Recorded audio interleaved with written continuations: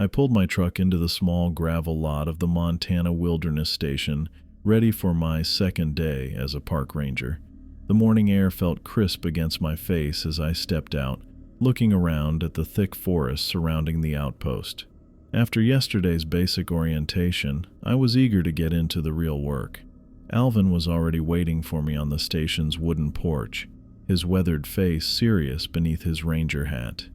He'd been friendly enough yesterday during my initial tour, but today something about his expression seemed more grave. "Morning," I called, walking toward him. He nodded once, then reached into his shirt pocket and pulled out a folded piece of paper. "Before we start today, I need you to read this. Memorize it." I took the paper, unfolding it to find a typed list with the header "Forest Rules" at the top. There were 6 items, each one stranger than the last. 1. Never leave marked trails after sunset. 2. If you hear crying in the forest, do not investigate. 3. If you hear your name called, respond only if you can see who's calling. 4. Avoid anyone standing alone and motionless in the distance. 5. If you find yourself being watched, maintain eye contact while backing away. 6. If anything follows you, get to a well-lit area immediately. I looked up at Alvin, half smiling, waiting for him to tell me this was some kind of joke they played on new rangers. His expression hadn't changed. "This seems a bit paranoid, don't you think?" I asked, waving the paper. Alvin's eyes narrowed slightly. "Those rules aren't suggestions, Jeremy. They're essential for survival out here." I folded the paper, still not taking it seriously. Survival from what? Bears? Mountain lions? "From things worse than that." Alvin's voice dropped lower. "We've lost rangers who didn't take these seriously. Good people who thought they knew better." Something in his tone made me uncomfortable. I'd expected talk about wildlife safety, weather precautions, maybe search and rescue protocols, not cryptic warnings about crying in the forest. "Like who?" I asked. "Tom Reeves, 4 years back. Heard someone calling his name while on night patrol. Went to check it out. Radio went dead 10 minutes later. Search teams found his flashlight, but never found him." Alvin looked directly into my eyes. "And he's not the only one. Keep that list with you. Follow it." I tucked the paper into my pocket, not entirely convinced but not willing to argue. "Okay." "Good. Now let's get you familiar with the patrol routes." Alvin started walking toward one of the trailheads, clearly considering the matter settled. We spent the next several hours hiking along various marked paths that wound through the dense forest. Alvin pointed out landmarks, a distinctive rock formation, a lightning-struck tree, a small stream crossing, and explained standard procedures for dealing with hikers, checking permits, and handling common situations. I paid attention, but part of my mind kept wandering back to that strange list. The more we walked, the more I noticed something odd. Alvin never once stepped off the marked trail, not even when it would have been easier to take a shortcut. When we came to a fallen tree blocking our path, he carefully climbed over it rather than walking a few feet into the underbrush to go around. "We always stay on the trail," he said, catching my questioning look. "Always." By late afternoon, we'd covered most of the southern patrol routes, and Alvin seemed satisfied with my grasp of the basics. He walked me back to my cabin, a small rustic structure about a quarter-mile from the main station, and reminded me to review my notes before tomorrow's shift. "And Jeremy," he added, pausing at the bottom of my porch steps, "remember those rules, especially after dark." I nodded, more to appease him than anything else, and watched him walk back toward his own cabin further up the path. Once inside, I unpacked the lunch supplies I'd brought along and made myself a simple dinner. The cabin was basic but comfortable enough: a main room with a small kitchenette, a bedroom, and a bathroom with a shower that produced lukewarm water at best.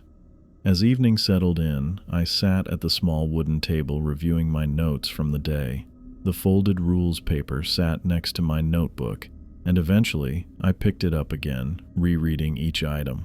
In the growing darkness of the cabin, with the forest pressing close outside my windows, the rules seemed less ridiculous than they had in the morning light.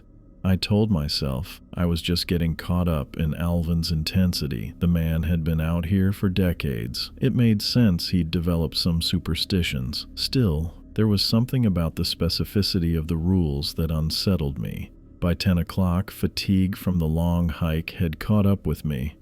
I tucked the rules into my uniform pocket, turned off the lights, and went to bed, listening to the normal sounds of the forest, wind in the trees, the occasional hoot of an owl, the rustling of small animals in the underbrush. I drifted off to sleep easily enough, but at what my watch later showed was 2 in the morning, I jolted awake. A sound had cut through my sleep, a woman crying. The sound came from somewhere in the forest beyond my cabin, clear and unmistakable. My first instinct was to get up and check if someone needed help. I swung my legs over the side of the bed and reached for my flashlight on the nightstand. As I stood up, the second rule from Alvin's list suddenly flashed in my mind. If you hear crying in the forest, do not investigate. I hesitated, flashlight in hand. The crying continued, sounding desperate and pained. What if someone was really hurt out there? What kind of ranger would I be if I ignored a person in distress? I pulled on my boots and jacket, grabbed my radio, and stepped out onto my cabin porch. The night was clear and cold, with a nearly full moon casting silver light across the clearing. The crying seemed to be coming from the tree line about 50 yards away. "Hello?" I called out, my voice sounding too loud in the quiet night. "Is someone there? Do you need help?"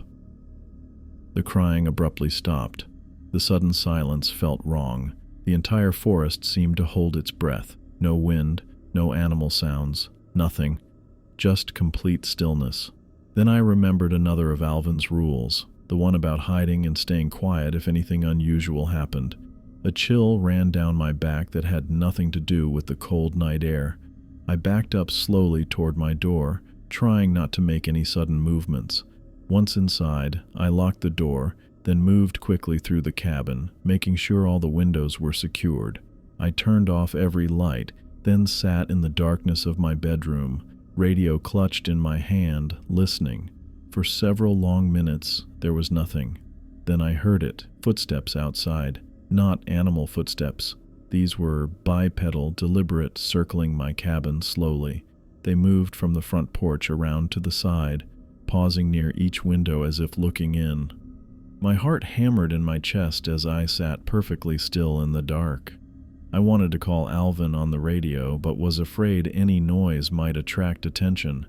The footsteps continued their circuit of my cabin, sometimes speeding up, sometimes slowing down, but always maintaining that deliberate pattern. This continued for what felt like forever, but was probably about an hour according to my watch. Finally, the footsteps began to fade, moving away from the cabin and back toward the forest. Even after I could no longer hear them, I remained frozen in place, afraid that any movement might bring them back. I stayed that way until the first gray light of dawn began to filter through my window blinds.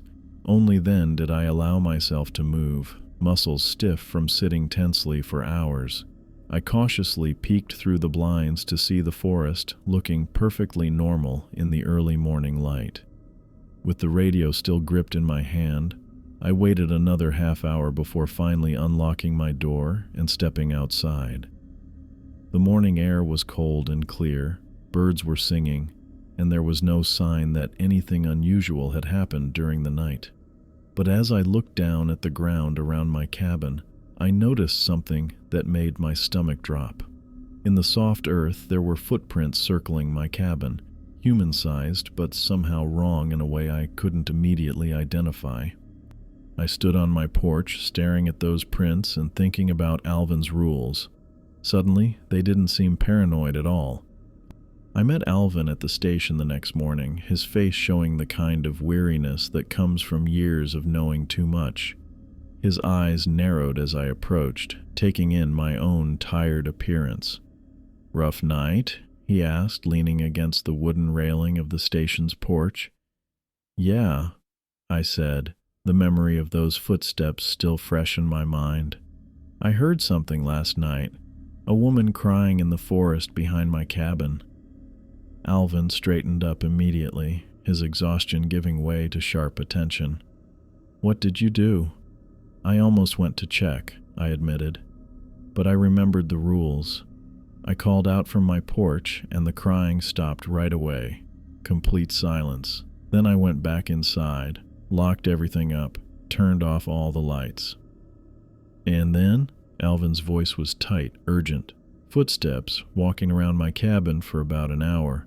Whatever it was stopped at each window like it was looking in. Alvin let out a long breath and nodded. You did exactly right. Exactly right. He ran a hand through his gray-streaked hair. That crying, it's a lure, Jeremy, like a fishing line cast out to see what it can catch. A lure for what? I asked. That's the question, isn't it? Alvin looked toward the tree line, his expression grim. All I know is that rangers who follow that sound don't come back. Maggie Weber was one of them 2 years ago. Experienced ranger, knew these woods better than almost anyone.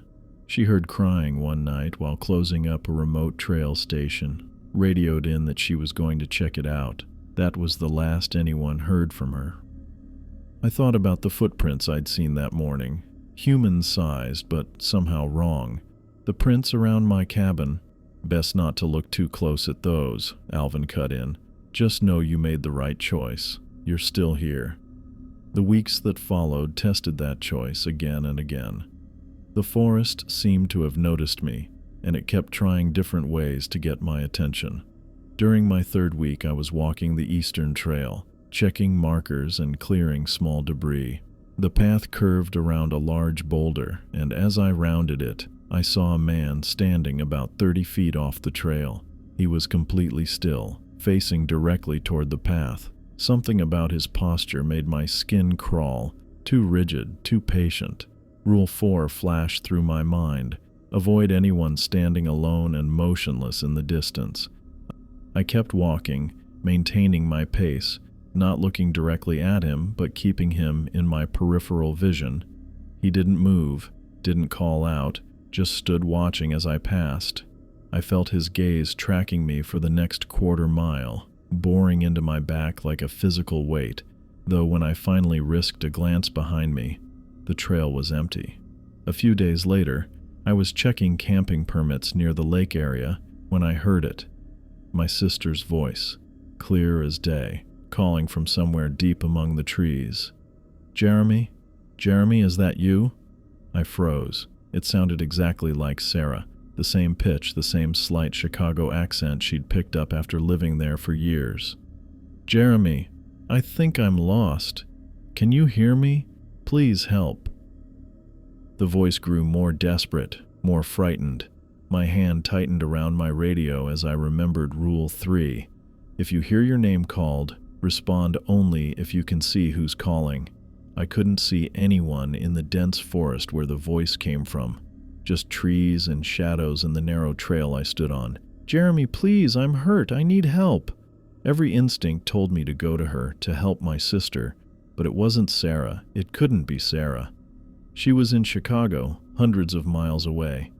This was something else, using her voice like a tool. I turned and walked in the opposite direction, staying firmly on the main path. The voice followed me for almost half a mile, growing increasingly frantic, then angry, before finally fading away. That night, I called Sarah on my cell phone from the safety of my cabin, just to hear her real voice. We talked about normal things, her job, our parents, a movie she'd seen. I didn't tell her about what had happened. How could I explain that something in these woods had stolen her voice to try to lure me off a trail? As the days passed, I began to understand why Alvin had been so insistent about the rules. They weren't paranoid superstitions or campfire stories meant to scare new rangers. They were survival guidelines, written in the blood and disappearances of those who came before me. Each strange encounter reinforced their importance. I saw figures watching from between trees during twilight patrols. I heard my name called in voices that sounded like friends. family, even Alvin himself when I knew he was miles away at the main station. Once, I found a trail of small personal items, a watch, a pocket knife, a hair clip, leading off the path into a particularly dense section of forest, like breadcrumbs meant to be followed. I reported everything to Alvin, who listened with grave nods but few comments beyond, "You're doing well. Keep following the rules." After a month in the forest, I no longer questioned the rules' necessity. I'd seen enough to know they were the thin line between survival and whatever fate had befallen Maggie Weber, Tom Reeves, and who knew how many others who'd been taken in by the forest deceptions. The crying woman never returned to my cabin, but sometimes on night shifts, I'd hear her distant sobs from various parts of the forest. I learned to ignore it, just as I learned to ignore the voices calling my name, the figures standing motionless among the trees, and the strange tracks that occasionally appeared on the edges of marked trails.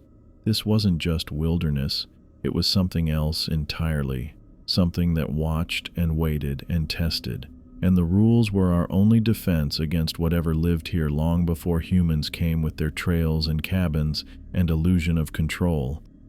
I spotted it during my third week at the station. I had been hiking back from checking the eastern boundary markers, my boots crunching over the pine needles that carpeted the trail. The sun had started its slow descent behind the mountains, casting long shadows through the trees. My mind was on dinner and the report I needed to file when I got back. That's when I saw it. At first, I thought it was just another tree trunk, something my tired eyes had misinterpreted in the dappled late afternoon light.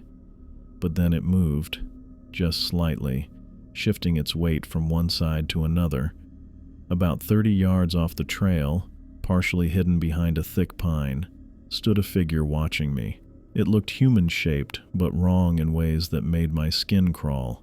It was too tall, at least 7 feet, with limbs that seemed too long and angular for its frame.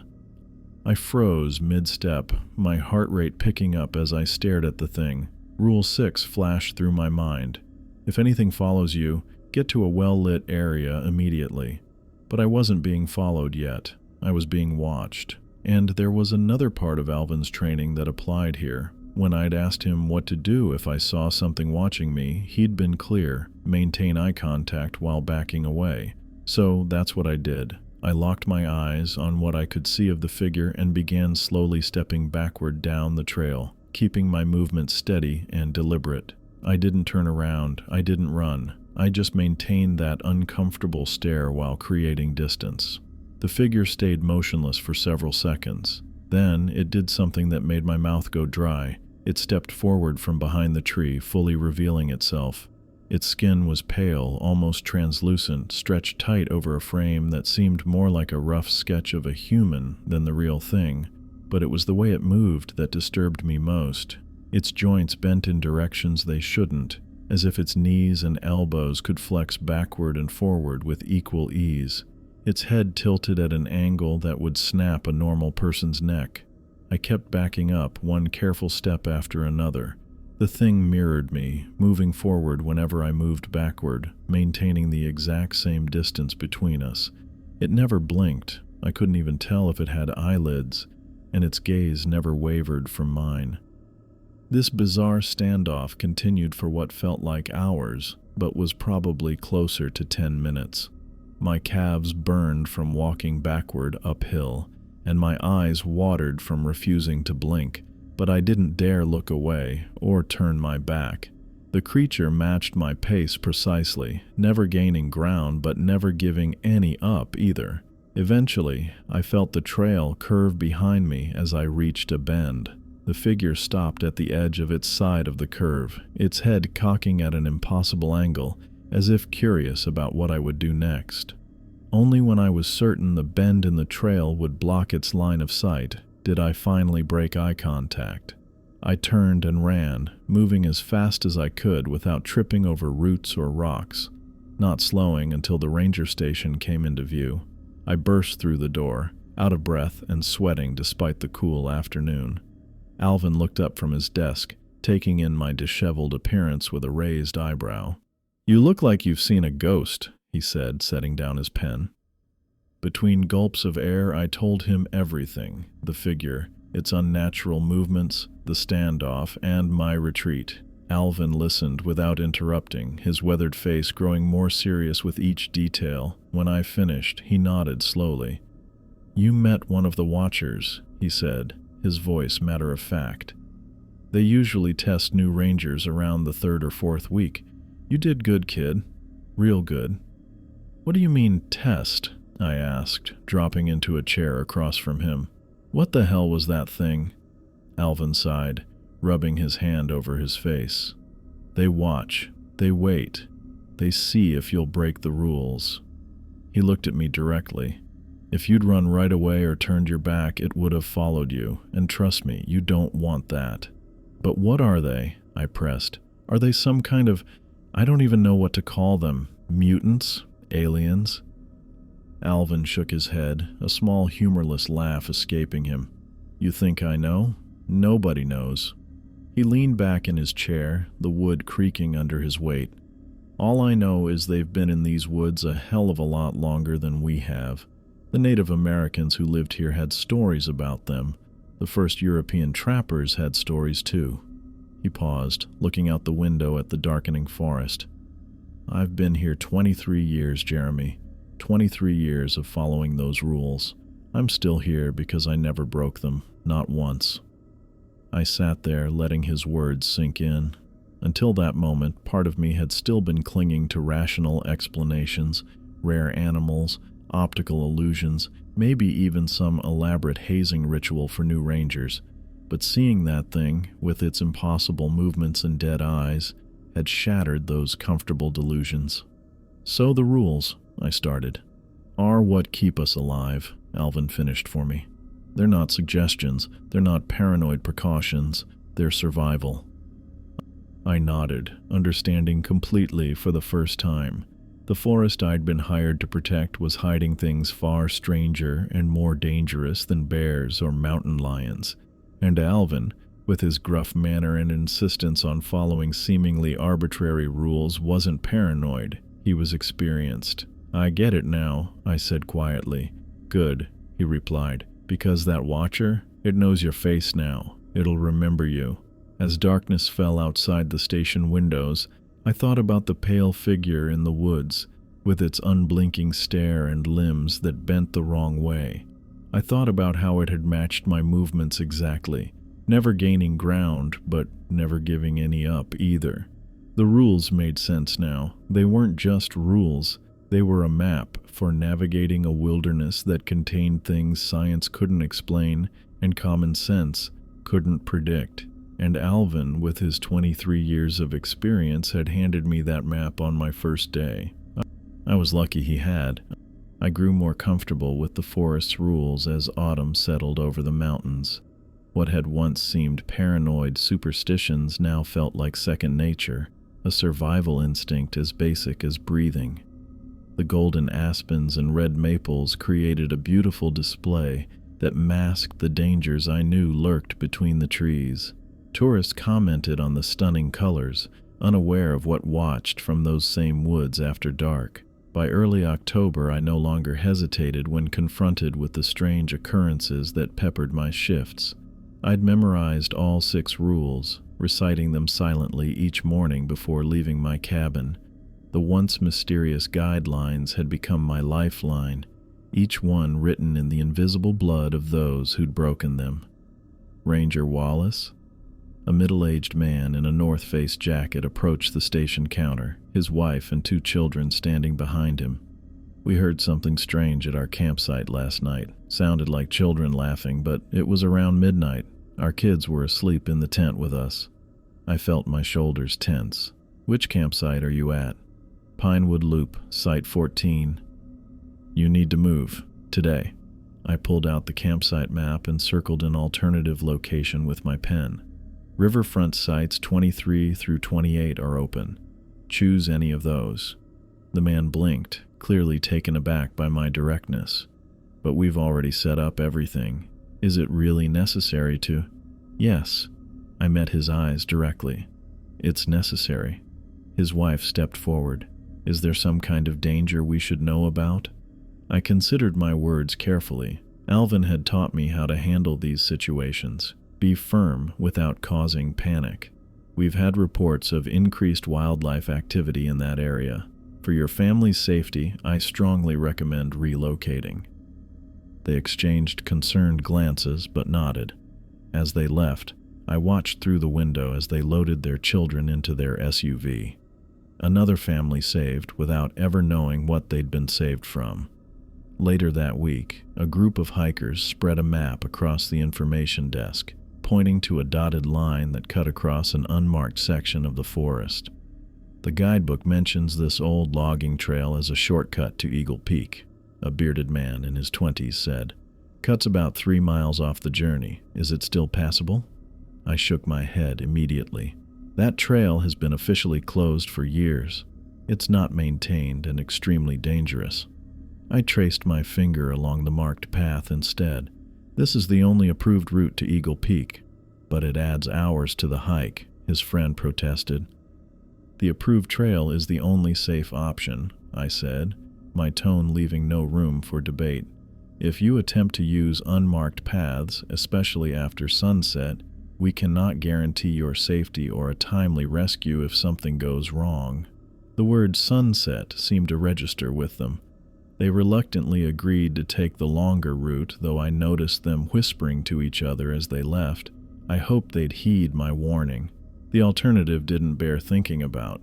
As October progressed, the days grew shorter and the nights longer. The forest seemed more active after dark, as though the creatures gained strength from the lengthening shadows. I'd grown accustomed to the occasional crying in the distance, or the glimpses of tall, unnaturally thin figures standing motionless among the trees during twilight patrols. They no longer frightened me. Respect had replaced fear.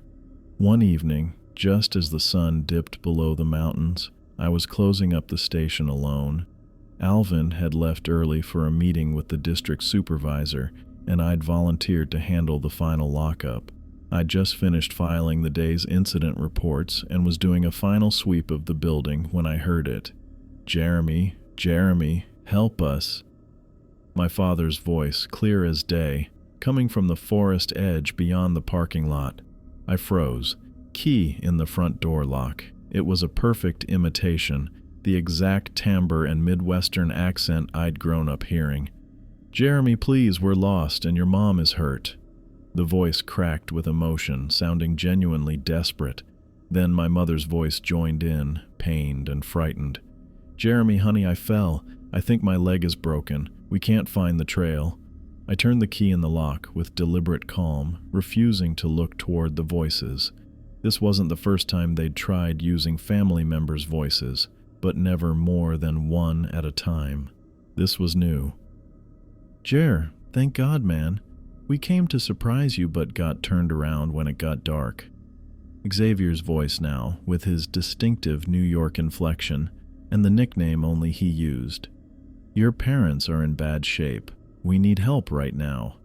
I pulled the key from the lock and pocketed it, still not looking toward the tree line. My hands were steady as I checked that all windows were secure. The security lights kicked on automatically as darkness fell, illuminating the parking lot in harsh fluorescent light. "Jeremy, please. It's Beverly. I know things ended badly between us, but I'm scared. There's something out here with us." My ex-girlfriend's voice trembled with fear, sounding exactly like her. "I just wanted to talk to you, to apologize." 4 voices I knew intimately, all calling from the same section of forest. I knew without checking that my parents were safe in their suburban Chicago home. Xavier was in New York City working on his architecture firm's latest project. Beverly had moved to Seattle after our breakup. None of them were here. I walked to my truck, keys in hand, moving at a normal pace. Not rushing, not dawdling, just walking as if I heard nothing at all. "Jeremy, son, please don't leave us out here." My father's voice grew frantic. "Something's following us. We came all this way to see you." My mother's voice sobbed. "Why are you ignoring us?" I unlocked my truck, climbed in, and started the engine without looking back. Only when I put the vehicle in reverse did I glance in my rearview mirror. They stood at the edge of the forest where the security light's reach ended, 4 figures arranged in a loose semicircle. In the dim light, they might have passed for human from a distance, but their proportions were wrong. Limbs too long, joints bending at impossible angles. They swayed slightly, like trees in a gentle breeze, though the air was still. As I backed up, they stepped forward in perfect unison, maintaining their formation. The voices continued, overlapping now in a cacophony of familiar pleas. "Jeremy, don't leave us. Son, please. Jer, what the hell, man? Jeremy, I still love you." I shifted into drive and pulled away, watching in my mirror as the figures began moving toward my truck with unnatural speed, still calling out in the voices of my loved ones. Their movements were jerky, like stop-motion animation played at the wrong speed. They reached the edge of the parking lot just as I accelerated onto the access road. The voices followed me. Somehow, despite my increasing speed, they maintained their volume as if the speakers were right outside my windows. I kept my eyes on the road, hands gripping the steering wheel tightly. Mile after mile, the voices continued their pleas, growing increasingly angry and threatening when I didn't respond. "You're leaving us to die," Xavier's voice snarled. "After everything we've done for you," my father's voice said, now cold and accusatory. "I thought you loved me," Beverly's voice whispered directly in my ear, though I was alone in the truck. Only when I reached the highway junction, where streetlights lined the road and other cars passed regularly, did the voices finally fade. The silence that followed felt like a physical relief, as though a weight had been lifted from my chest. I took a deep breath, my first full one since hearing my father's initial call. My knuckles were white on the steering wheel. This had been different from previous encounters, more coordinated, more personal. They'd never used multiple voices simultaneously before, and never followed me so far from the forest. The creatures were adapting, learning, trying new tactics. They wanted me specifically, not just any ranger.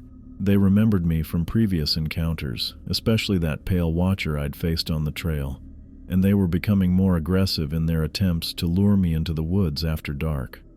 I drove home to my apartment in town, checking my rearview mirror at every turn.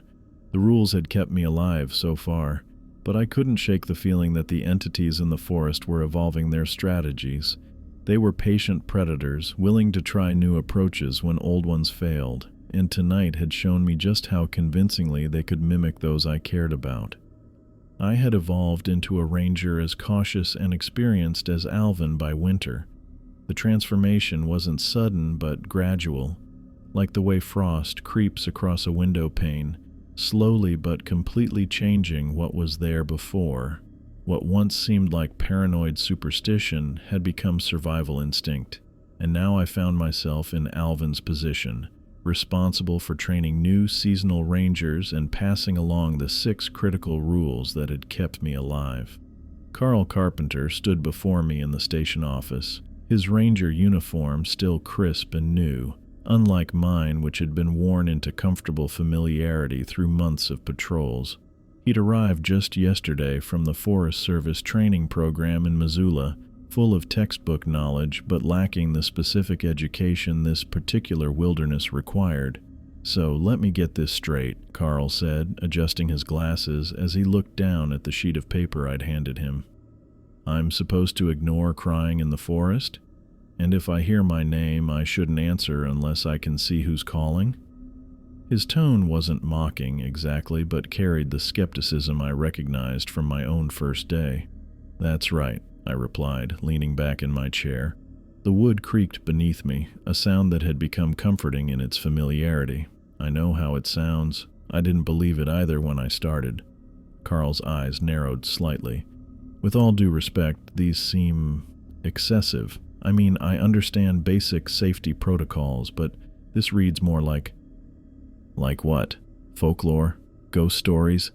I finished for him.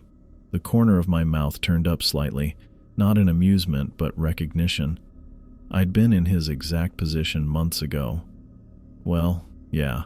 Carl set the paper down on the desk between us.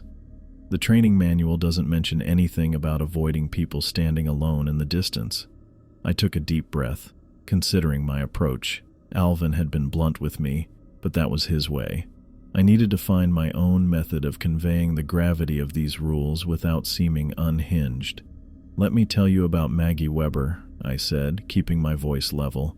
"Experienced ranger, 5 years at this station. 2 years ago, she radioed in that she was going to check out what sounded like someone crying in the eastern section. That was her last communication. Search teams found her radio and flashlight, never found Maggie." Carl's expression shifted slightly.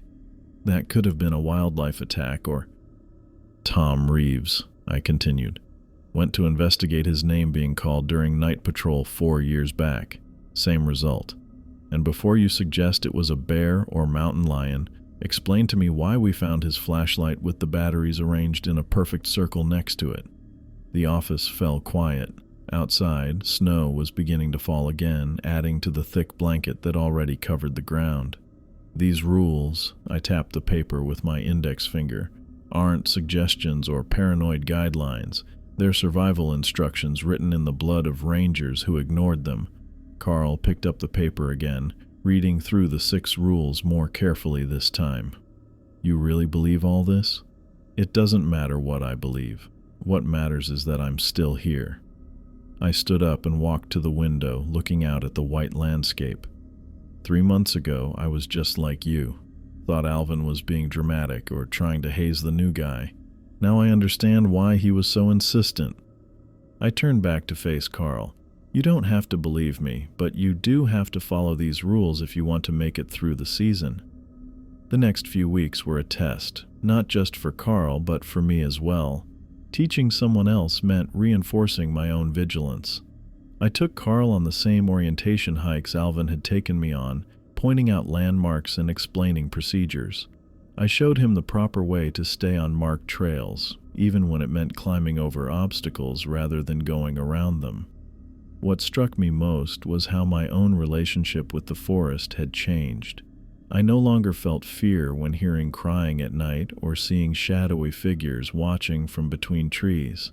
The rules had become automatic responses requiring no conscious thought, like a driver hitting the brakes at a red light. One evening in late January, Carl and I were returning from checking the western boundary markers. The sun was setting earlier these days, casting long shadows across the snow-covered trail.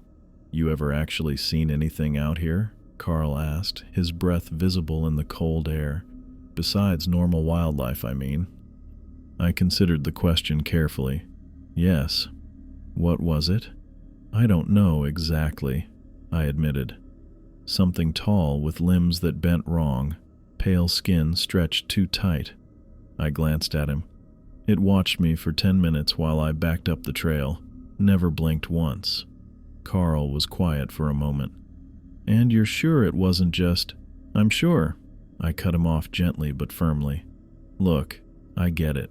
I tried to rationalize everything too. Thought it was all rare animals, tricks of light, maybe even some kind of hazing ritual. But at some point the explanations get more far-fetched than just accepting what's in front of you." We walked in silence for a while, our boots crunching through the snow. The trees around us grew darker as twilight deepened. 3 o'clock, I said quietly, not turning my head. "About 40 yards in. Don't stare directly at it."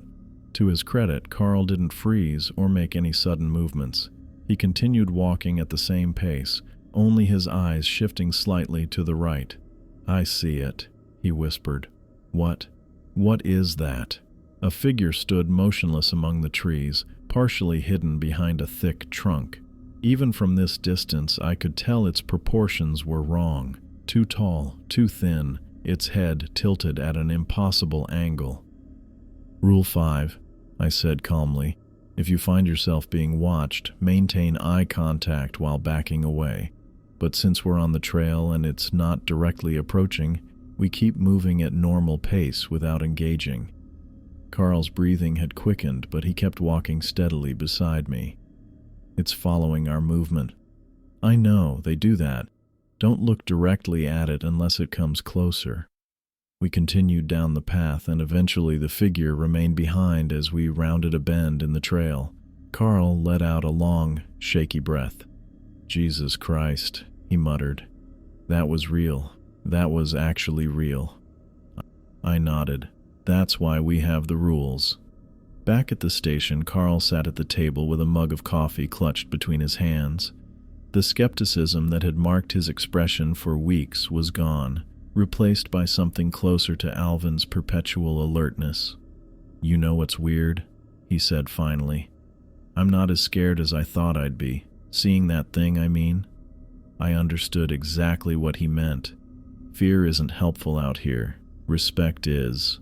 Respect for the rules, respect for the boundaries. The forest's dangers continued testing me, but in different ways than before. I noticed the creatures seemed to adapt their tactics, trying new methods to lure me off paths or into the deep woods after dark.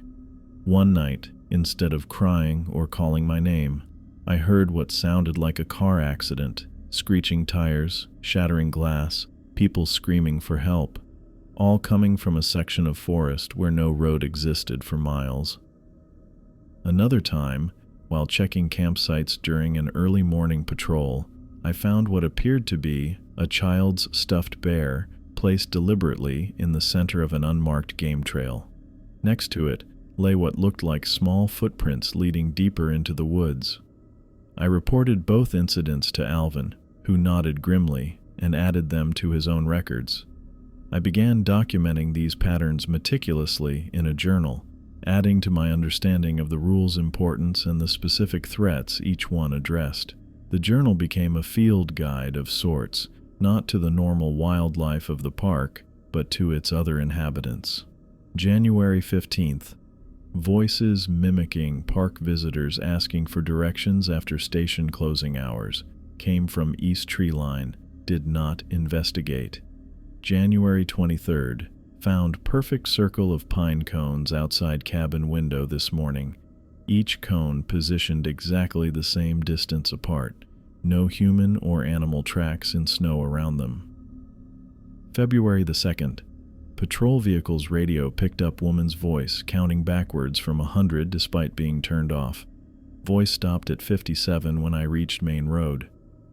Through this process, I gained a deeper appreciation for the wisdom embedded in those guidelines that once seemed excessive, but now formed the foundation of my survival strategy. Each rule addressed a specific tactic used by whatever lived in these woods. Rule 1 prevented you from being isolated in darkness. Rule 2 stopped you from following lures. Rules 3 and 4 helped you avoid mimics. Rules 5 and 6 gave you protocols for when you were already being hunted.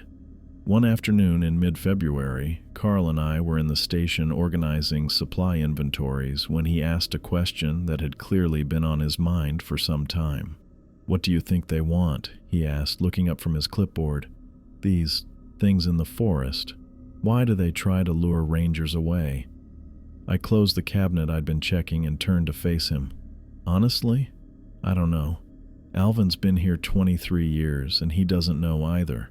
The local tribes had stories about them long before European settlers arrived. Some old trappers' journals mention them too. But they're clearly intelligent," Carl pressed. "They use strategy, they learn and adapt." "Yes," I agreed. "That's what makes the rules so important.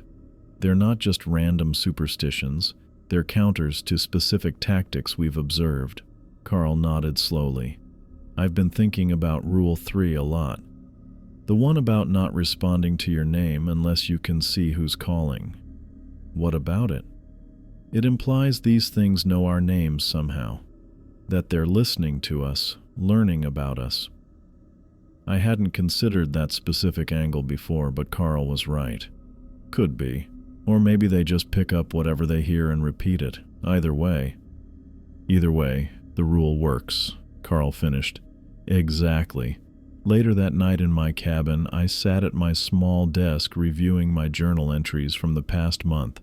The patterns were becoming clearer. The entities were most active during new moons and after heavy snowfall. They seemed to prefer targeting individuals who had recently arrived at the park, and most importantly, they appeared to remember those who had successfully evaded them, becoming more persistent and creative in their approaches over time. I added these observations to my notes, thinking about how I'd evolved since my first week here. The rules that once seemed like paranoid restrictions had become second nature, as natural as checking the weather before a hike or carrying bear spray. I finally understood why Alvin had been so insistent during my first day. He wasn't trying to scare me. He was trying to keep me alive long enough to understand. As I closed my journal and prepared for bed, I realized something that brought an unexpected sense of calm. I was no longer afraid of the forest. I respected its dangers and maintained constant vigilance, but the paralyzing fear I'd felt during those first encounters was gone. I had become like Alvin, watchful, cautious, and above all, prepared. The rules had kept me alive this long. They would continue to do so as long as I respected them and passed that respect on to others who would walk these trails. That was my responsibility now, to ensure Carl and any future rangers understood not just what the rules were, but why they existed. Because out here in this particular wilderness, following the rules wasn't just about park policy or good practice. It was about survival. I patrolled a remote section of the park following the heavy snowfall from last night, my boots crunching through 8 inches of fresh powder. The snow had transformed the familiar landscape into something new. Pine branches sagged under white weight, rock formations wore thick caps, and the silence felt deeper than usual. Even the normal forest sounds were muffled under the blanket of white. I paused at a bend in the trail, taking a moment to catch my breath. That's when I spotted them, footprints leading off the marked path and into the dense trees. Human-sized, but something about them seemed wrong. The spacing between steps was irregular, sometimes too close together, then suddenly stretching to impossible distances. Each impression sank unusually deep into the snow, as if whoever made them carried tremendous weight despite the human-sized shoe pattern. I knelt down to examine one of the prints more closely. The outline resembled a hiking boot, but the impression was at least twice as deep as my own footprints in the same snow. I pulled out my radio, following the protocol Alvin had drilled into me during training. "Station, this is Jeremy. I found some unusual tracks about 4 miles up the North Ridge Trail. Going to investigate, but will maintain regular contact." The radio crackled with Carl's response. "Copy that, Jeremy. 15-minute check-ins. Don't go beyond radio range." Understood. First check-in at 1300 hours. I clipped the radio back to my belt and looked at my watch. 12:45. I had plenty of daylight left, but I'd need to be efficient. I took a photo of the tracks with my department-issued camera before starting to follow them, careful to walk beside the prints rather than disturb them.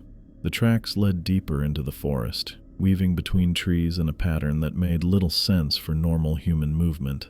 Sometimes they'd circle a particular tree before continuing. Other times they'd zigzag sharply for no apparent reason. After about 10 minutes of following, I stopped to make my first check-in. "Station, Jeremy here. Still following the tracks. They lead about half a mile east of the North Ridge Trail. No sign of hikers yet." "Copy that," Carl responded. "Keep us posted." I continued following the strange footprints, which now seemed to gain purpose, heading more directly through the trees. The forest grew denser here, the snow-laden branches creating a canopy that dimmed the daylight. After another 15 minutes and another check-in, the tracks led me into a small clearing. What I found was clearly an abandoned campsite. A blue 2-person tent was partially collapsed, one side caved in as if something had pressed against it. Camping equipment lay scattered across the snow, a propane stove tipped on its side, sleeping bags half pulled from the tent, food supplies spilled from an overturned cooler. Everything about the scene suggested the occupants had left in a hurry. I approached cautiously, scanning the area for any movement or signs of danger. "Hello? Forest Service. Anyone here?" My voice sounded flat in the snow-muffled air. No response. After confirming I was alone, I began to document the scene, taking photos of the campsite from multiple angles. The tent had no visible tears or damage beyond its collapsed state. No blood or signs of animal attack, just the chaotic disarray of a hasty departure. Near what must have been their fire pit, now covered in snow, I found a small notebook with a leather cover. I picked it up, brushing away the snow, and opened to the first page. The inside cover had a name written in blue ink, "Property of Tyler Brooks." I made my next radio check-in. "Station, I've found an abandoned campsite. Shows signs of being left in a hurry. Located approximately 1 mile east of the North Ridge Trail. I've found identification for someone named Tyler Brooks. Any reports of missing hikers?" Carl's voice came back after a moment. "Negative on missing persons reports in the last 24 hours. Continue investigation, but start heading back within the hour. Snow's picking up again according to the Weather Service." I acknowledged and turned my attention back to the journal. Flipping through the pages, I found daily entries dating back about a week. The first few were typical hiking observations, trail conditions, wildlife sightings, weather notes, but the entries from the last 3 days grew increasingly disturbed. Day 5. Mark says I'm imagining things, but I know what I saw. There were people watching us from the trees today. When I pointed them out, they were gone. Too tall to be normal hikers. Something about them seemed wrong. The next entry was shorter. Day 6. Heard voices calling at night. Mark didn't hear anything. Said it was just the wind. It wasn't the wind. Someone was calling my name. I felt a chill that had nothing to do with the temperature. The final entry was dated yesterday. Day 7. Woke up to crying last night. A woman. Mark says we should pack up and leave, but I need to know who's out there. The crying sounds so sad, so lost. I'm going to find her while Mark breaks camp. I know the rules say stick together, but she sounds like she really needs help. The entry ended there. I closed the journal, my hands slightly unsteady. Tyler had broken the cardinal rule of wilderness safety: never separate from your group. And he'd gone looking for the crying woman, just like Maggie Weber had done before she disappeared. I secured the journal in my pack and finished documenting the site. There were 2 sets of footprints leading away from the camp, one heading back toward the main trail, likely Mark's, and another set following the strange tracks I'd been pursuing. Tyler had followed whatever had been luring him. After marking the coordinates of the campsite on my GPS, I made another radio check-in, updating Carl on what I'd found. The daylight was already starting to fade. Winter days were short, and the heavy cloud cover made them shorter. I needed to head back. "I'm securing the site and returning to the station," I told Carl. "We'll follow the regular trail back." "Copy that. Weather's deteriorating. Get back before dark." I took one last look around the campsite, then started back toward the marked trail, choosing not to follow either set of departing footprints. The strange tracks that had led me here were disturbing enough, and I had no intention of meeting whatever had made them. I'd been walking for about 20 minutes when I heard it, a voice calling from somewhere in the trees to my right. "Help! Please, somebody help me!" The voice sounded young, male, and in distress. It could have been Tyler Brooks, based on the journal I'd found, but I remembered rule number 3. Never respond to your name being called unless you can see who's calling. This wasn't my name, but the principle was the same. I kept walking, focusing on the path ahead. "I can see you. Please, I'm hurt," the voice called again, more desperate now. "My name is Tyler. I fell and I can't move." I faltered for just a moment. The mention of the name matched the journal in my backpack. But I'd been trained for this. I'd experienced similar lures before. I kept walking, picking up my pace slightly. That's when I saw it, about 30 yards off the trail, a human figure lying in the snow. From my angle, It looked like a young man in a red jacket, one leg bent at an awkward angle. He raised a hand weakly as if waving for attention. "Please," the voice called again, seeming to come from the figure. "I've been out here all night." Every instinct wanted me to help, to run over and offer aid to someone clearly injured, but Alvin's warnings echoed in my head. This was exactly the kind of situation he'd described, the entities using our human instinct to help against us. I remembered Maggie Weber and how she'd disappeared investigating crying sounds. I thought of Tom Reeves, gone after hearing his name called. Instead of approaching, I turned and took the longer route around, a side trail that looped back to the main path. It would add 20 minutes to my journey, but it would keep me on marked trails and away from whatever was lying in the snow. "I see you ignoring me," the voice called, suddenly angry.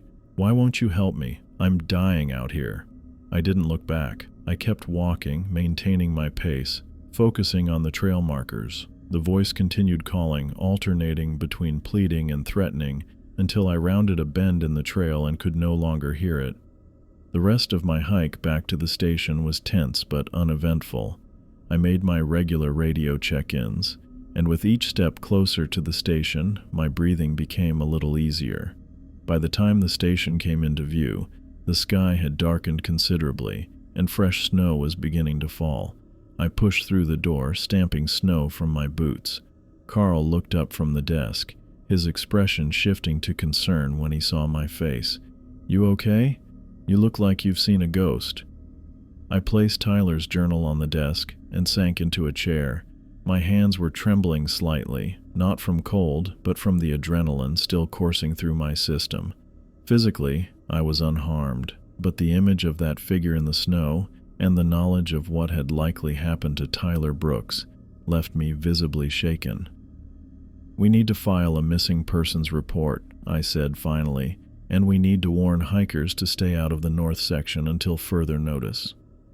I readied myself for the joint search operation with the local police, checking my gear one final time before we headed out. 3 hikers had gone missing in the forest 2 days ago, and time was running short for finding them alive. What made my stomach twist was knowing exactly which areas the search zone included, sections of the forest where I'd personally encountered some of the most active, strange entities. "Everyone gather around," I called to the assembled group of rangers and police officers in the station's main room. About 20 people crowded in, some sitting on folding chairs, others standing against the walls. Maps of the search area were spread across the large table in the center. Sheriff Donovan, a stocky man with salt and pepper hair and 20 years of local experience, nodded to me. "Ranger Wallace has something important to share before we head out." I cleared my throat, looking at the faces of people who had no idea what they might encounter out there. "Before we deploy, I need to establish some non-negotiable protocols for this operation." A few officers exchanged glances, probably wondering why a ranger was setting terms for a police-led search. "First, no one goes anywhere alone. Groups must stay together with a minimum of 3 people at all times." I let that sink in before continuing. "Second, no one separates from their group, even briefly, not to check something out, not to take a bathroom break, not for any reason." "That seems excessive," one of the younger officers said. "It's not." I kept my voice firm. "And third, everyone, and I mean everyone, needs to return to base before sunset, regardless of what progress you've made or what you think you've found." Sheriff Donovan stepped forward. "I've worked with Ranger Wallace before. His protocols have kept people safe in these woods. We follow them without exception." I appreciated his backup, though I knew he didn't fully understand why these rules mattered. He just knew I'd helped recover lost hikers before without losing any search team members. "One last thing," I added. "If you hear someone calling for help but can't see them, report it by radio, but do not investigate without the entire group and approval from base." The teams were divided, radios checked, and search patterns assigned. I made sure to join the team heading to the northeastern quadrant. the area closest to where I'd encountered the Watcher months ago.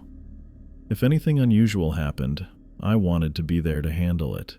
Our team consisted of myself, Officer Martinez, Officer Keegan, and Deputy Flores. We drove to our starting point and began our sweep through dense pine forest, calling the missing hikers' names and scanning the underbrush for any signs of human passage. The morning passed without incident. We found a few footprints that might have belonged to the hikers, but the trail disappeared at a rocky outcropping. By early afternoon, the radio chatter had grown less frequent as other teams reported similar dead ends. "Over here," Martinez called suddenly, pointing to something bright blue against the brown forest floor. We approached carefully. A backpack lay partially hidden under fallen leaves, its blue nylon material torn along one side. "That matches the description of what one of the missing hikers was carrying," Flores said, checking her notes. I pulled on gloves before picking it up. "Let's see if there's any ID inside." The backpack contained typical hiking supplies: a water bottle, trail mix, a first aid kit, and a small digital camera. We found a wallet with an ID confirming it belonged to Eric Sampson, one of our missing hikers. "We should check the camera," Keegan suggested. "Might show where they were headed." I turned on the camera and navigated to the photo gallery. The most recent images showed typical hiking shots: selfies of 3 smiling people on trails, panoramic views from lookout points, close-ups of interesting plants. Then I reached the final set of photos, taken yesterday according to the timestamp. "What the hell is that?" Martinez leaned over my shoulder as I stared at a blurry image. The photo showed the forest at dusk. Between 2 trees in the background, partially hidden but unmistakable to me, was an elongated figure with impossibly thin limbs. Its head was tilted at an unnatural angle. I clicked to the next photo. Another similar shot, but this time with 2 figures watching from different positions. The third photo was extremely blurry, as if taken while running, but showed the same type of entities, closer now. "Those look like people," Flores said, but her voice held uncertainty. "Not people," I said quietly, "and this explains a lot about what happened to our hikers." I showed them the final photo. The camera apparently dropped on the ground, capturing a tilted image of trees and, at the edge of the frame, a pale, stretched hand reaching toward the lens. "Jesus," Keegan whispered. I carefully packed the camera into an evidence bag. "We need to report this and continue our sweep." As I radioed our findings to base, I noticed the sun had begun its westward descent. We had maybe 3 hours of daylight left. We continued our search with renewed urgency, but also heightened caution. The mood had shifted. Even the skeptics in our group now moved with tense alertness. Around 4 o'clock, with shadows lengthening between the trees, the radio crackled to life. "Base to all teams, we're getting strange reports. Team Charlie reports hearing Jason Miller's voice calling from the ravine area. Simultaneously, Team Echo reports hearing the same voice calling from the ridge 2 miles west. Please confirm any voice contact immediately." I felt a chill run down my back. This was exactly what I'd feared.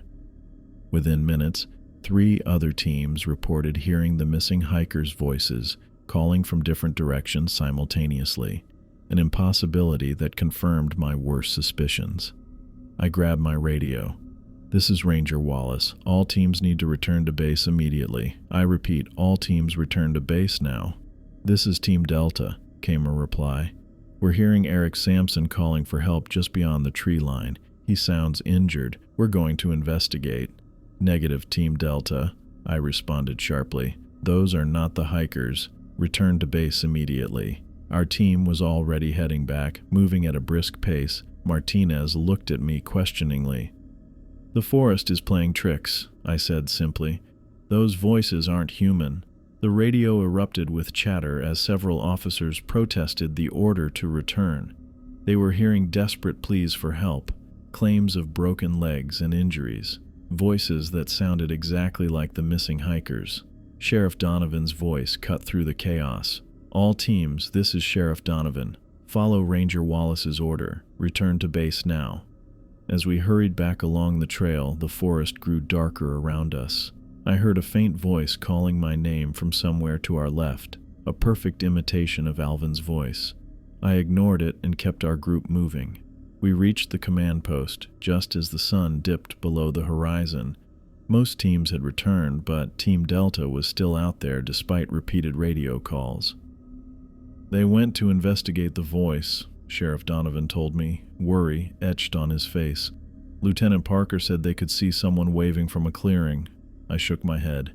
"Keep trying to reach them, but do not send anyone else out there, not until morning." As full darkness fell, Team Delta finally responded. Their voices were shaky, frightened. They reported being surrounded by something in the trees and were running back toward base along the main trail. I ordered all floodlights turned on around the perimeter of our command post, a cluster of 3 buildings including the ranger station and 2 temporary structures. Every light inside the buildings was also switched on. "No one leaves the buildings tonight," I announced to the assembled search teams.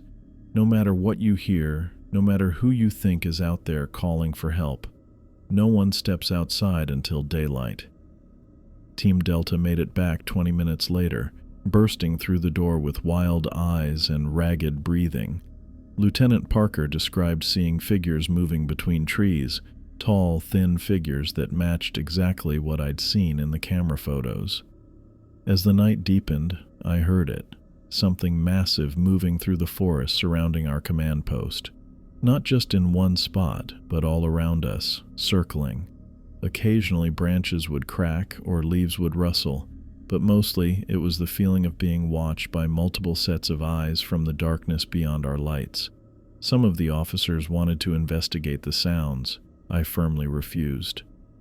"The lights stay on," I repeated whenever anyone suggested otherwise, "and no one leaves the buildings." It was the longest night of my career. The sounds continued intermittently, sometimes voices calling names of people in our search teams, sometimes crying, sometimes just movement. I didn't sleep, instead patrolling between the 3 buildings to ensure everyone followed the rules. When the first gray light of dawn appeared, the forest fell completely silent.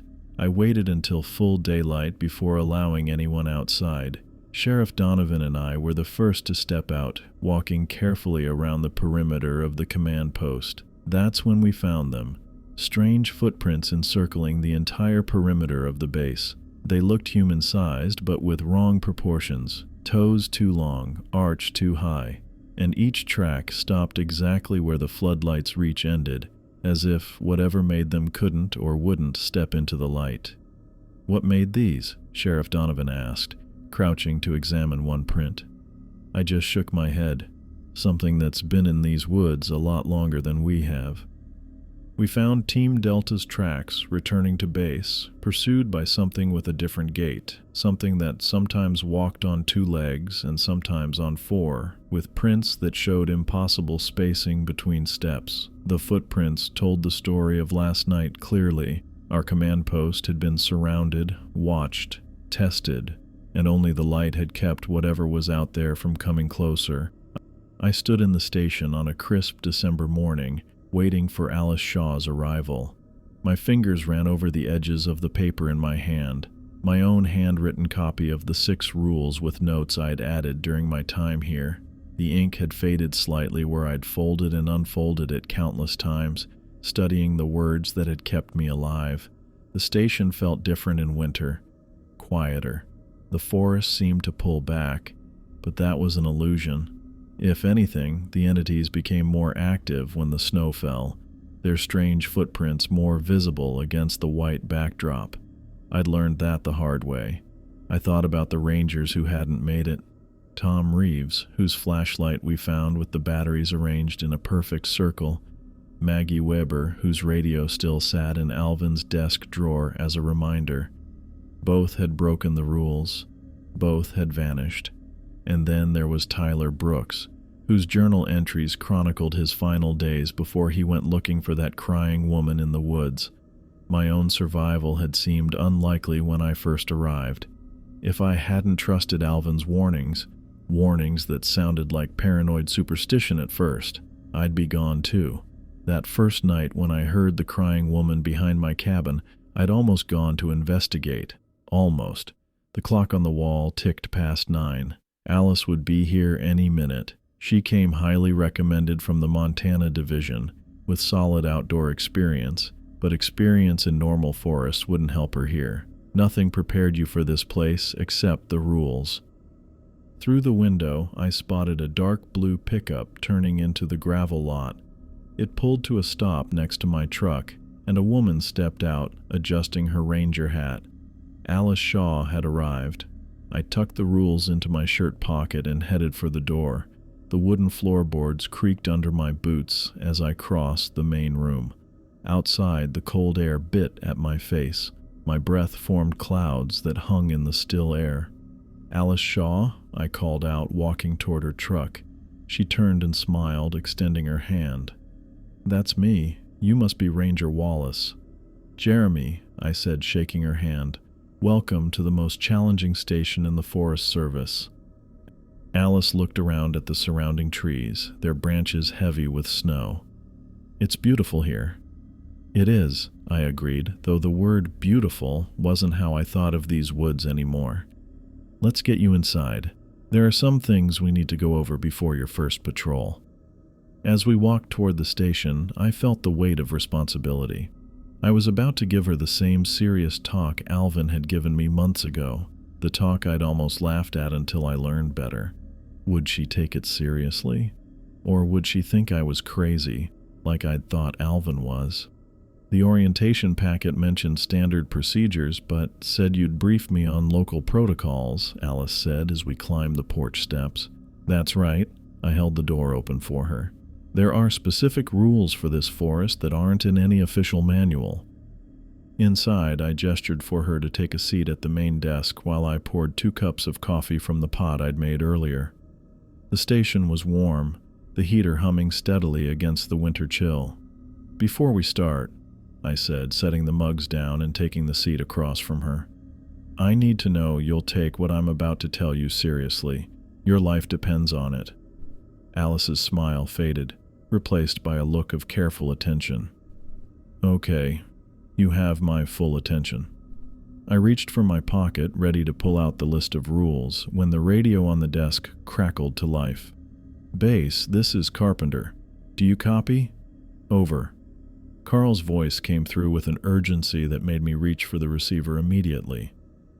"This is Wallace. Go ahead, Carl." "Jeremy, we've got a situation. Alvin went to check those reports of unusual noises near the eastern boundary 3 hours ago. He was supposed to radio in every 30 minutes, but we haven't heard from him since his first check-in. His truck is still at the eastern trailhead." My stomach dropped. Alvin was the most careful, most experienced ranger here. He wrote the rules. He never broke them. "Did he say anything specific in his last transmission?" I asked, aware of Alice watching me with growing concern. "Just that he was heading up to Marker 14 to investigate. Said he heard something unusual but didn't specify what." I checked my watch. It was 9:23 in the morning. If Alvin had been out of contact for hours and his truck was still there. "I'm heading out to look for him," I said. "Send the coordinates to my GPS." "Copy that. Be careful out there." I set the receiver down and looked at Alice, whose expression had shifted from confusion to alarm. "I'm sorry, but orientation will have to wait. One of our senior rangers is missing." "I can help with the search," Alice offered immediately, standing up. I shook my head. "No, not until you know the rules. It's too dangerous." "What rules? What's going on?" I pulled the paper from my pocket and placed it on the desk. "Read these, memorize them. They're not suggestions, they're survival requirements. I have to go find Alvin, but when I get back, we'll go through them in detail." Alice picked up the paper, her eyes scanning the 6 rules with obvious confusion. "Never investigate crying in the forest. Don't respond to your name unless you can see who's calling." This sounds like superstition? Like ghost stories? That's what I thought too at first. I moved to the equipment locker and began gathering what I'd need. Flashlight, Extra batteries, radio, first aid kit, water, protein bars, map. Every ranger who's disappeared from this station broke one of those rules. I checked my watch again. Hours until sunset, but winter days were short. The thought of being in those woods after dark made my pulse quicken. I had never, not once, broken Rule 1. Never leave marked trails after sunset. But if Alvin was out there... "Stay here at the station," I told Alice. "Carl should be back from his patrol in an hour. Tell him I've gone to look for Alvin and that I'll maintain radio contact."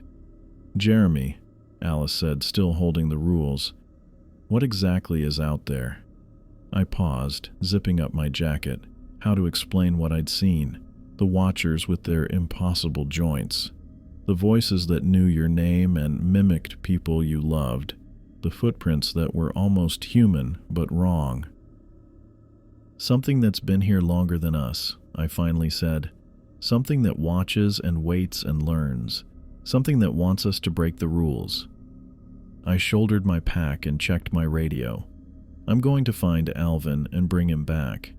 But if I'm not back by sunset, lock all the doors, turn on all the lights, and don't let anyone or anything in until morning, no matter what you hear or see." Alice's face had gone pale, but she nodded. "Be careful." As I headed for my truck, I ran through all 6 rules in my mind, adding my own mental notes from months of encounters. 1. Never leave marked trails after sunset. The entities are more active, more aggressive at night. 2. If you hear crying in the forest, do not investigate. It's always a lure, never a real person in need. 3. If you hear your name called, respond only if you can see who's calling. They can mimic voices perfectly, but can't fully replicate appearances. 4. Avoid anyone standing alone and motionless in the distance. The watchers test your curiosity, waiting for you to approach. 5. If you find yourself being watched, maintain eye contact while backing away. Breaking eye contact triggers pursuit. 6. If anything follows you, get to a well-lit area immediately. Light is the only consistent deterrent. I started my truck and headed toward the eastern trailhead, trying not to think about what it meant that Alvin, who had survived 23 years in these woods by never breaking the rules, was missing. The drive took 20 minutes along snow-covered service roads. Alvin's truck sat alone in the small clearing that served as a trailhead parking area. I pulled up beside it, noting there were no other vehicles. No sign of disturbance around his truck either. I grabbed my gear and radio. "Base, this is Wallace. I'm at the eastern trailhead. Alvin's truck is here. No signs of struggle. I'm heading up the trail to marker 14. We'll report every 15 minutes." "Copy that, Wallace." Alice's voice came back, professional despite her earlier shock. "Be safe out there." The trail ahead disappeared into dense pines, their branches heavy with snow. Somewhere beyond those trees, Alvin might be hurt, lost, or... I pushed the thought away. Alvin knew these woods better than anyone. If anyone could survive out here, it was him. But as I checked my watch and calculated the hours until sunset, I couldn't shake the feeling that I was about to break the most important rule of all: never enter the forest after dark. If I didn't find Alvin soon, I'd have to make an impossible choice: leave him out there overnight or risk becoming another missing ranger myself. I took a deep breath of cold air, adjusted my pack, and stepped onto the trail, knowing that my survival depended on applying everything Alvin had taught me about the dangers lurking in these woods, and hoping it would be enough to find him before darkness fell. I moved through the forest at night, the beam of my flashlight cutting a narrow path through the darkness ahead of me. Every step I took broke another promise I'd made, to Alice, to Carl, to myself. Most importantly, I was breaking the very first rule I'd sworn to uphold: never leave marked trails after sunset. "Alvin!" I called out, my voice swallowed by the dense pines surrounding me. The snow crunched under my boots as I followed the trail markers, desperately scanning for any sign of my missing mentor. I checked my watch. Just past 8 in the evening. I'd been searching for almost 10 hours now, with only brief radio check-ins with Alice back at the station to break the monotony of fear. She'd told me Carl had returned and wanted me back immediately, but I couldn't leave Alvin out here alone. "You have to come back," Alice had said during our last check-in. "Carl says it's too dangerous." "I can't," I'd replied. "Not until I find him." Now, as full darkness wrapped around the forest, I knew I was testing the limits of everything Alvin had taught me. The irony wasn't lost on me, breaking his rules to try to save him. I kept my flashlight beam steady, focusing on the trail markers. At least I could follow protocol as best I could, staying on marked paths, keeping my radio close, and maintaining constant vigilance. The forest felt different at night, alive in ways I couldn't explain. Shadows seemed to move at the edges of my vision, but I refused to look directly at them. A twig snapped somewhere to my left. I didn't turn to look. Jeremy. My name floated through the trees, carried on a breeze that didn't exist. I ignored it, just as Alvin had taught me. Rule 3. If you hear your name called, respond only if you can see who's calling. I couldn't see anyone. "Jeremy, help me." The voice sounded like Alvin, but came from somewhere off the trail. I kept walking, focusing on the path ahead. These things weren't Alvin. They were never who they pretended to be. I reached marker 14, where Alvin had last reported in. Nothing seemed out of place, no signs of struggle, no equipment, nothing to indicate what might have happened to him. I swept my flashlight in a wide arc, searching the ground for tracks, broken branches, anything. The beam caught something reflective about 20 yards ahead. I moved forward cautiously, staying on the trail, until I could make out what it was. A radio. Alvin's radio, lying abandoned on the ground, near what looked like the entrance to a cave. I frowned. There were no caves marked on any park maps in this area. I approached slowly, keeping my light trained on the radio. Next to it lay Alvin's flashlight, its beam still weakly illuminating the snow. I picked up both items, checking the radio. Dead. The flashlight batteries were nearly spent too. Looking up at the cave entrance, I noticed something that made my skin crawl. Strange symbols carved into the rock around the opening. They weren't anything I recognized. Not Native American, not English, not anything human as far as I could tell. They looked ancient, worn by time, but still visible, curving and twisting in patterns that hurt my eyes if I looked at them too long. "Jeremy." This time the voice came from inside the cave. It sounded exactly like Alvin, his gruff tone, the slight Montana drawl. "Jeremy, I'm hurt. I need help." I stood frozen at the cave entrance, my flashlight beam barely penetrating the darkness inside. Every instinct told me to run, to get back to the station, to follow the rules. But this was Alvin. If there was even a chance he was alive in there. "Alvin?" I called, not stepping inside yet. "Is that you?"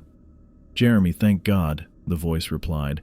"I fell. I think my leg's broken. I can't move." I hesitated. This could be a trap. It probably was a trap. But what if it wasn't? What if Alvin really was injured in there, and I left him to die? I pulled out my backup flashlight from my pack. If I was going to do this, I needed to be prepared. "I'm coming in," I said, more to myself than to the voice. I stepped into the cave, breaking yet another unwritten rule. The air inside was cold and still, with a musty smell that reminded me of old basements and forgotten places.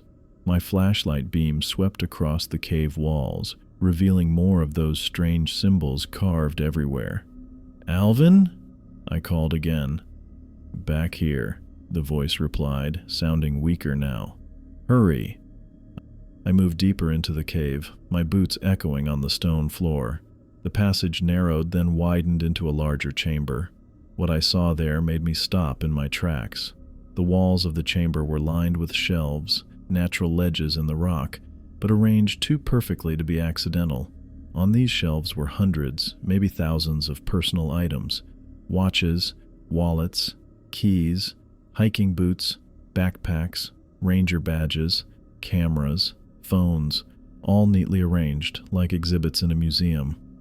I picked up one of the wallets with trembling fingers and opened it. Inside was a driver's license for a Thomas Jenkins dated 1987. I grabbed another, Sarah Miller, 1993, another, David Chen, 2005. These belonged to missing persons, people who had disappeared in these woods over decades. My flashlight beam caught something familiar, a Forest Service badge. I moved closer and saw the name, Thomas Reeves. Next to it was a small tape recorder labeled M. Weber in neat handwriting, Maggie's recorder. This was a collection, a trophy room. "Jeremy, please." The voice came from deeper in the cave where a narrow passage led to another chamber. I saw something green hanging on the wall of that passage, Alvin's jacket. I took a step toward it, then froze as a sound came from behind me, a scraping noise, like something heavy being dragged across stone, then another sound, a wet, clicking noise that no human throat could make. Trap. I whirled around, my flashlight beam cutting through the darkness to reveal something moving at the cave entrance. Something tall and thin, with limbs that bent at impossible angles. It was blocking the way out. I'd walked right into it, just like all the others, but I had one advantage they might not have had. I knew these things. I'd been studying them for months now. I knew their behaviors, their patterns. Rule 5. If you find yourself being watched, maintain eye contact while backing away. I locked eyes with the creature, if you could call those dark hollows eyes, and began backing up slowly, not toward the passage with Alvin's jacket, but toward a narrow crevice I'd noticed in the wall to my right. It looked just big enough for a person to squeeze through. The creature moved forward, matching my pace, its head tilted at an impossible angle, neck bent almost backward. It made that wet clicking sound again. "Jeremy, what are you doing?" The voice from the back passage now sounded angry. "I need help." I kept my eyes on the creature blocking the entrance, still backing toward the crevice. "You're not Alvin," I said. A second clicking sound came from the back passage, then a third from somewhere above me. There were more of them. I reached the crevice and began squeezing through sideways, still facing the creature. It lunged forward suddenly, moving with that jerky, stop-motion speed I'd seen before. Long, pale fingers reached for me. I pulled myself through the crevice just as those fingers brushed my jacket. The passage beyond was tight but navigable, leading upward. I scrambled through, using my flashlight to find handholds in the rock. Behind me, the clicking sounds grew louder, more frenzied. Something scraped against the stone, trying to follow.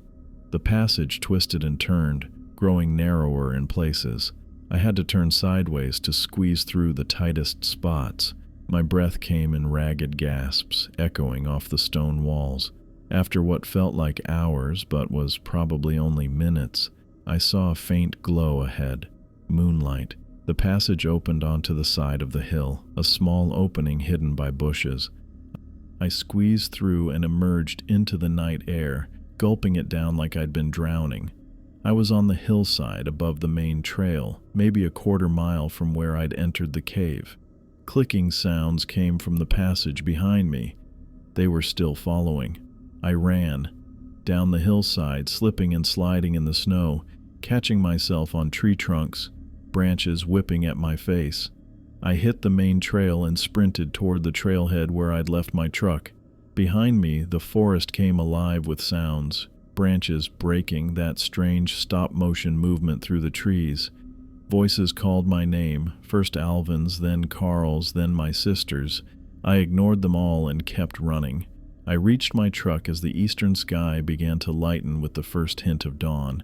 My hands shook so badly I could barely get the key in the ignition. The engine roared to life, and I threw the truck into reverse, backing out of the trailhead parking area. As I turned to drive away, my headlights swept across the tree line. For just a moment, they illuminated a line of tall, thin figures standing at the edge of the forest, watching me. Then I was on the access road, driving as fast as I dared on the snow-covered pavement. I made it back to the station as the sun crested the mountains. Alice was waiting on the porch, dark circles under her eyes suggesting she hadn't slept. Carl stood beside her, his face grim. "Did you find him?" Alice asked as I climbed out of the truck. I shook my head, unable to speak yet. My throat felt raw from running and fear. "What happened out there?" Carl asked, helping me up the steps. My legs were shaking so badly I could barely walk. Inside, I collapsed into a chair at the main desk. Alice brought me coffee while Carl waited for me to catch my breath. "There's a cave," I finally said. "Not on any of our maps. Alvin's radio and flashlight were outside it." Inside, I swallowed hard. Inside there were things, personal items, hundreds of them, maybe thousands, from missing people going back decades. Reeves' badge was in there, Maggie's recorder. Carl's face went pale. And Alvin?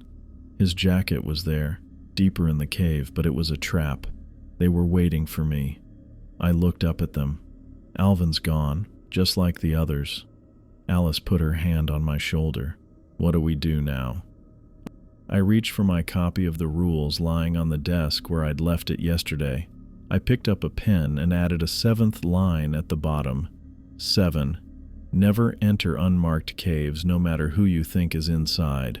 "We survive," I said. "We follow the rules, and we make sure everyone else does too." I looked at Alice, seeing the fear and confusion in her eyes. The same fear I'd felt when Alvin first handed me these rules.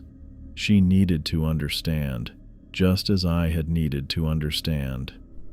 "I'll teach you everything Alvin taught me," I told her, "and you'll teach the next person. That's how we honor him. That's how we survive." Carl nodded slowly. "I'll call the sheriff. We need to report Alvin missing." "Tell them we need a search party," I said, "but no one goes near that cave. No one." As Carl went to make the call, I stared down at the 7 rules. Alvin was gone, but his legacy would continue. I would make sure of it. Every new ranger would learn these rules, understand them, respect them, because out there in the forest, the entities were waiting, and they wouldn't forget my intrusion into their trophy room. They never forgot.